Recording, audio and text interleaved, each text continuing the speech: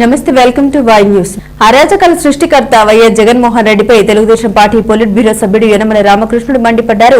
అభివృద్ధి సంక్షేమ పథకాలతో కూటమి ప్రభుత్వ స్వర్ణాంధ్ర 2040 లక్షల సాధన వైపు దూసుకుపోతుంటే ప్రజా ప్రభుత్వాన్ని అస్థిరపరిచేందుకు గాను వైఎస్ జగన్ కుట్ర పడుతున్నారని యనమల ఆరోపించారు. తేటగుంట క్యాంపు కార్యాలయంలో జరిగిన తుని నియోజకవర్గ తెలుగుదేశం పార్టీ సంస్థాగత కమిటీల నియామక సమావేశంలో మాట్లాడిన యనమల వైకాపా నాయకుడు జగన్ నియంత్రణతో పోకడపై విరుచుకుపడ్డారు. జగన్ది రాక్షస గుణమని, అలాంటి వ్యక్తిపై పోరాడేందుకు అస్త్రశస్త్రాలతో ప్రతి కార్యకర్త వీరులు శూరులుగా అవతరించి దుష్ట శిక్షణ అంతమొందించాలని పిలుపునిచ్చారు.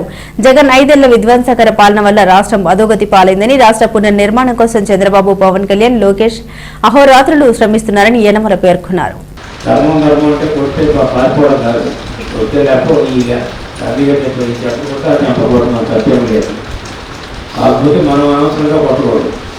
ఎవరైనా మన జోలికి వస్తే మనం వదలరు.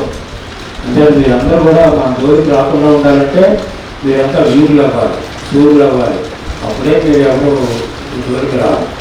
ఈనాడు భయపెట్టడానికి ప్రయత్నం చేస్తాం. అంటే మనం రీసెంట్గా కొన్ని చూసాం, జగన్మోహన్ రెడ్డి యాత్రలు.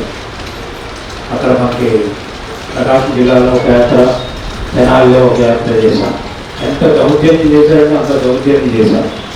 అంటే మనుషులు పోలీసు అంటే భయం లేదు, మనుషులు చంపేస్తే భయం లేదు. అందుచేత ఏదో విధంగా అతను సాధించి వెళ్ళాలనే ఉద్దేశంతో అసలు ఎవరైనా అయితే తప్పు చేస్తే వెంటనే సర్దుకుంటారు. అతనికి సర్దుకునే గుణం లేదు, అదేవిధంగా క్షమాపణ చెప్పే గుణం కూడా లేదు. ఇక్కడే కదా అసెంబ్లీలో కూడా ఇప్పుడు నేను చాలాసార్లు అడిగితే కూడా చెప్పలేదు. అతనికి ఆ లక్షణం లేదు. అంటే ఎక్కించుకు పోతామని కోరుకుంటూ పోవడం, మొత్తం నరుక్కుంటూ పోతామని చెప్పాడు కదా, ఆ నరుక్కుంటూ పోతామనేటువంటి దాన్ని. అలానే మీరు భయపడి ఇళ్లలో మారిపోయారు కదా, అలా ఏం జరగదు. అలా జరిగేటువంటి పరిస్థితుల్లో అంటే అంతకంటే గట్టిగా మనం ఉండాలి. ఉంటేనే వాళ్ళు భయపడతారు ఎత్తుకోవాలి. అంతేగాని ఈ రోజున మనం చూస్తే ఏదో నేను భయపెడుతున్నాను కాదు, మనకంటే అన్ని రకాలుగా అభివృద్ధి చెందాలి.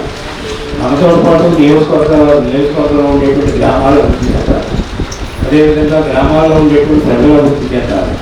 ఆ విధమైనటువంటి కార్యక్రమం మనం చేయవలసినటువంటి అవసరం ఉంది. రెండోది చూస్తాం, జగన్మోహన్ రెడ్డి మాట్లాడితే అప్పుల గురించి మాట్లాడతారు. అప్పులు ఎవరు చేశారండి? అది ఎక్కడైతే మనకు అనవసరం. కానీ వాటి ఏమి కార్యక్రమాలు చేయలేదు వనీలు అనేటువంటి చెప్తున్నాడు. ఏమి కార్యక్రమాలు చేస్తే ఒకే ఒక ఉదాహరణ చెప్తాను. నువ్వు చేసినటువంటి 10 లక్షల కోట్ల అప్పుల మీద మన అధికారంలోకి వచ్చిన తర్వాత 1,07,000 రూపాయలు ఇంట్రెస్ట్ ప్రిన్సిపల్ అమౌంట్ కట్టాలి. ఇది అవునా కాదా జగన్మోహన్ రెడ్డి గారు చెప్పాలి. ఆయన చేసినప్పుడు మనం ఇంట్రెస్ట్ ప్రిన్సిపల్ అమౌంట్ 1,07,000 కోట్లు ఈ యొక్క మనం వచ్చిన కాలంలోనే, సంవత్సరం కూడా పూర్తి అవ్వలేదు, మనం వచ్చిన కాలంలోనే కట్టాం. అంటే ఎంత అప్పు చేశాడనే తెలుస్తుంది. అంటే మనకు వచ్చేటువంటి బడ్జెట్లో ఇంచుమించు 25% అతను చేసినటువంటి అప్పుల మీద కట్టడానికి మనకు సరిపోతుంది. అదేవిధంగా ఈరోజు ఎన్ని స్కీమ్లు ఇచ్చారో మన సార్ చెప్పారు. అంటే అన్ని స్కీమ్లు మనం ఇవ్వగలిగినవి ఇస్తున్నాం. ఆ విధంగా లెక్కేస్తే ఈ సంవత్సరంలో మనం పెట్టిన బడ్జెట్లో 1,61,000 కోట్ల రూపాయలు ఇప్పుడు మనం పే చేసాం. ఆ పే చేస్తే ఏమీ ఇవ్వలేదని సాక్షిలో పెద్ద లక్ష్యాలతో 81,000 కోట్లు మోసం చూసాం. సాక్షికారంతో సాక్షికారం. ఎందుకంటే మనం ఏం చేస్తున్నారో వినాలి కదా, ప్రతిపక్షాలు ఏం చెప్తున్నారో వినాలి. అంటే 81,000 కోట్లు రైతులకు కూటమి ప్రభుత్వం మోసమని పెద్ద హెడ్లైన్స్ వేశారు. మరి మనం 1,61,000 కోట్ల రూపాయలు మనం ఈ రోజున పే చేస్తే 81,000 కోట్లు 81,000 కోట్ల రూపాయలు ఎక్కగా నువ్వు లెక్క వేస్తామంటే దానికి సమాధానం లేదు. సొంత పేపర్ కాబట్టి లెక్కలు కట్టేసుకుని చార్జ్ చేసేస్తున్నాను. అంటే నేను ఒకసారి అడిగాను, జగన్మోహన్ రెడ్డి గారు మీరు తెచ్చుకొస్తారా? నేను తెచ్చుకొస్తాను, ఇద్దరు తెచ్చేద్దాం. మీకు ఎంత ఎకానమీ తెలుసో, ఎంత ఎకానమీ అంటే బహుశా తెలియదు.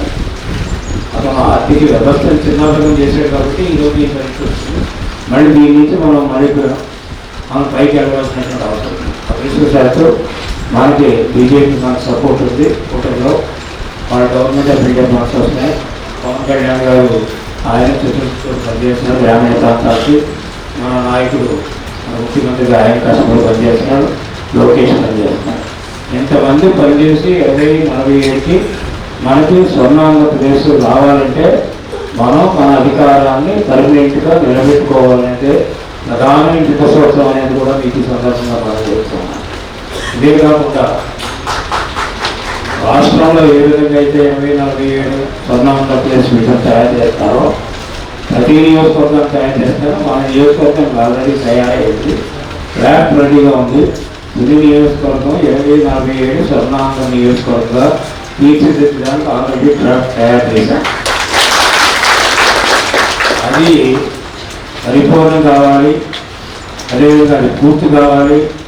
ఆ విధంగా తిని ఒక స్వర్ణ ప్రదేశంగా తయారవ్వాలి. మన ఆడ గుర్తు ఎట్లా ఉందో తెలుగుదేశం ఏమో అట్లా ఉండాలి, నియోజకవర్గాన్ని మనం తయారు చేద్దాం. దాన్ని ఇంప్లిమెంట్